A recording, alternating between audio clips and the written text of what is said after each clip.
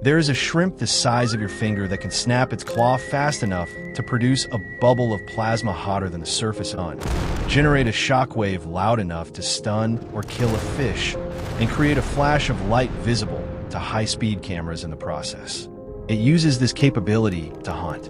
It does this constantly. Coral reefs worldwide are so full of pistol shrimp doing this simultaneously that the collective noise they produce is one of the dominant sounds of the shallow tropical ocean, a continuous crackling roar that naval submarines learned to hide within during World War II, because sonar operators could not distinguish individual vessels from the biological noise of 10,000 tiny shrimp firing their claws. The pistol shrimp is approximately 4 centimeters long. It weighs less than a paperclip. It is, by the metric of capability relative to size, one of the most extreme animals on Earth, and it has been doing this for tens of millions of years in the specific, unhurried way of an animal that found a solution and has not needed to revise it since. This is the story of how a shrimp became a biological weapon. The claw is everything, so the claw is where we begin. The pistol shrimp, of which there are approximately 600 known species in the family Alphiidae, has 2 claws of dramatically different sizes. One is a normal-sized claw, used for the normal claw activities of a small crustacean, gripping, manipulating, the general-purpose work that claws were evolved to do. The other is enormous relative to the animal's body, sometimes comprising up to half the animal's total body weight, and it is not used for gripping. It is a gun. The mechanism is precise and has been studied in detail since the 1990s, when high-speed cameras became capable of capturing events that happen in less than a millisecond. The enlarged claw has 2 components, a plunger and a socket. When the claw is open, the plunger is cocked against a spring-loaded mechanism. When the claw snaps shut, the plunger drives into the socket with an acceleration that has been measured at up to 10,000 times the force of gravity, which is the same order of magnitude as the mantis shrimp strike, and which is, to be clear, an almost incomprehensible acceleration for a biological structure of any size. The claw does not close slowly. It closes in approximately 200 microseconds. A microsecond is 1/1,000,000th of a second. The entire snap of the pistol shrimp's claw takes less than the time it takes a single frame of a 60 frames per second video to elapse. When the claw snaps shut at this speed, it does not primarily kill prey by physical contact. It kills by what the snap produces. The plunger driving into the socket displaces a jet of water at approximately 25 meters per second, roughly 90 kilometers per hour, and this jet of water moving at that speed through the surrounding water creates something extraordinary, a cavitation bubble. Cavitation is what happens when a liquid is subjected to pressure so low that it partially vaporizes.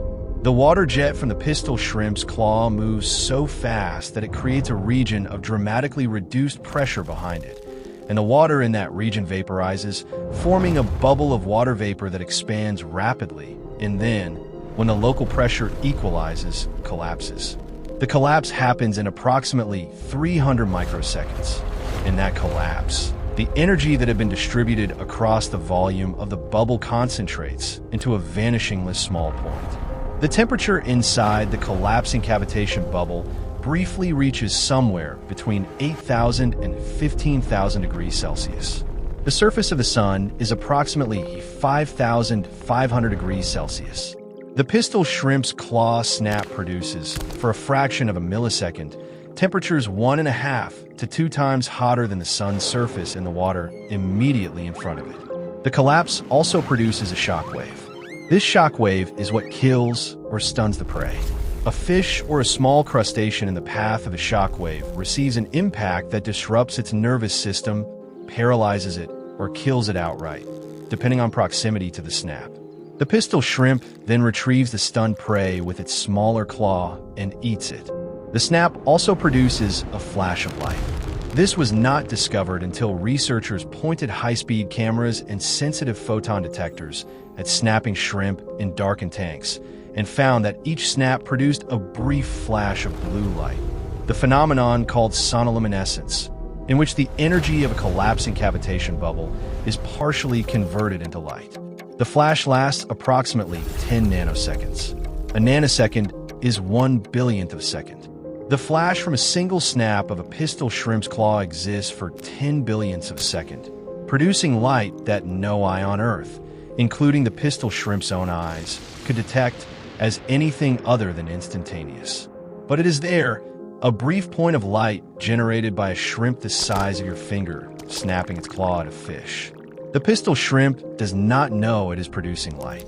The light is a byproduct of the physics, not a tool. But the physics produces it, and the physics is the pistol shrimp's doing, and the light therefore exists because a small crustacean in a hole in a reef decided it was hungry. The noise is what makes the pistol shrimp collectively remarkable. A single snap from a single pistol shrimp produces a peak sound pressure level of approximately 218 decibels at 1 centimeter from a source.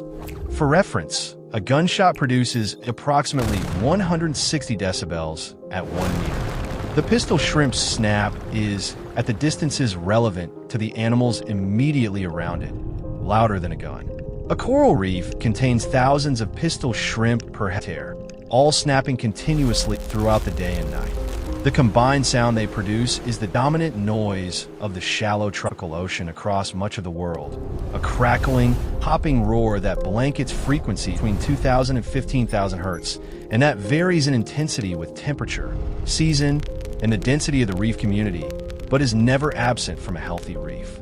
This noise is called snapping shrimp noise in the scientific literature, and it has been known to naval engineers and to submarine commanders since World War II, when Allied submarines discovered that they could hide within snapping shrimp beds because the biological noise completely masked their acoustic signatures from sonar.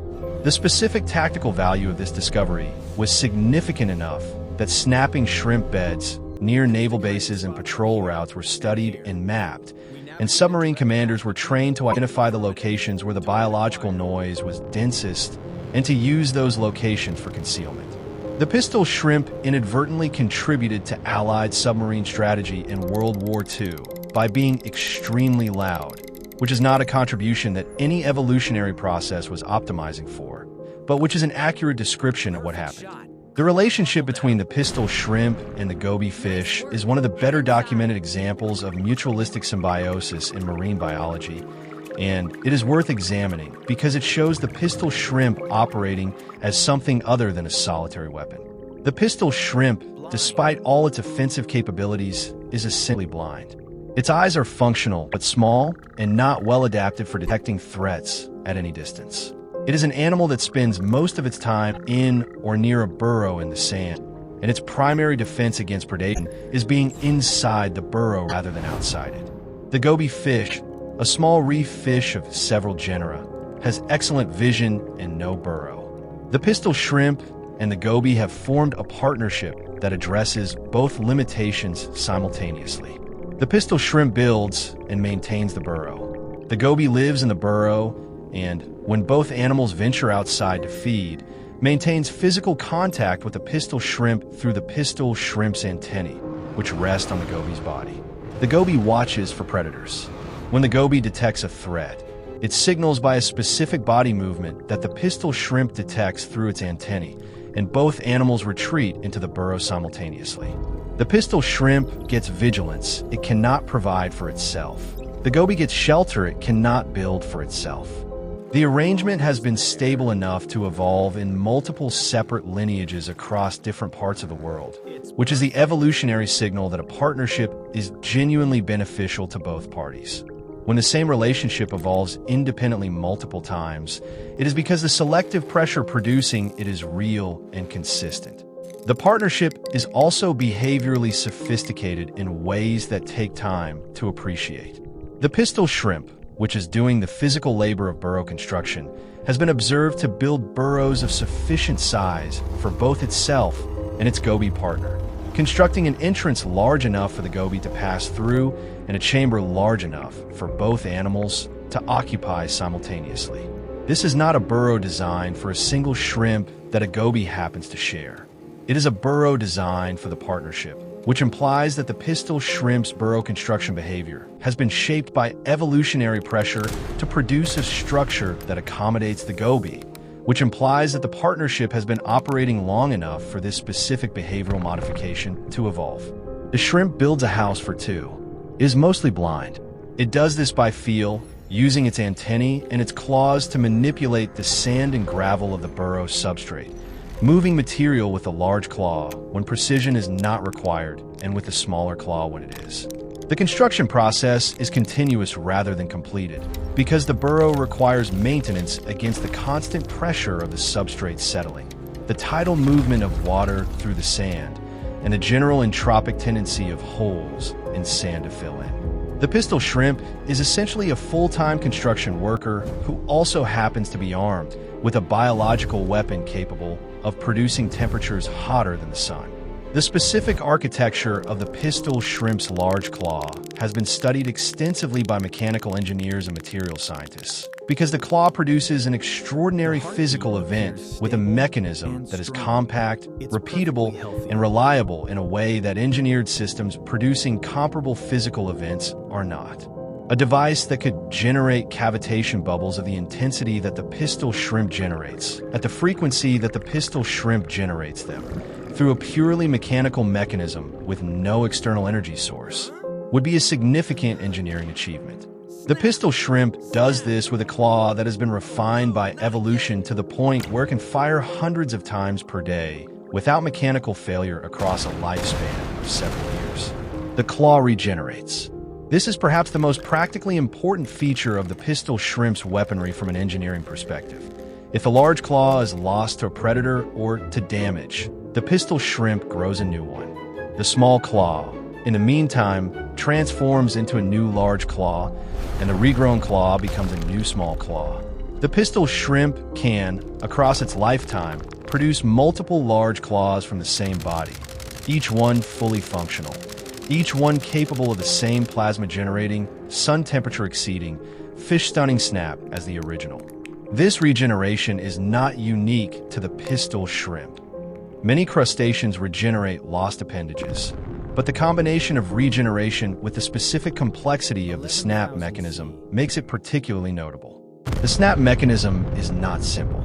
The plunger and socket arrangement that produces the cavitation bubble requires precise dimensional tolerances to work correctly. A plunger that is slightly too small or a socket that is slightly too large will not produce the same acceleration and will therefore not produce the same bubble and will therefore not produce the same shockwave. The fact that the pistol shrimp can regenerate this precision mechanism from scratch, producing a functional replacement in the period of a molt cycle, is a biological manufacturing achievement that has no close engineering equivalent. You cannot currently 3D print a pistol shrimp claw that works as well as the one the pistol shrimp grows. The 600 species of pistol shrimp occupy an extraordinary range of ecological niches for what is superficially a single type of animal with a single type of weapon.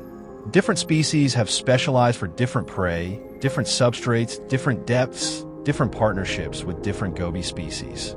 Some species are found in the deep ocean, some in the intertidal zone, some in brackish estuaries, some in specific coral formations where their snapping contributes to the acoustic identity of that reef in ways that researchers can use to assess reef health. The health of a reef can be assessed by listening to its pistol shrimp. A healthy reef produces a specific acoustic signature, a dense and complex crackling that reflects the density and diversity of the snapping shrimp community within it.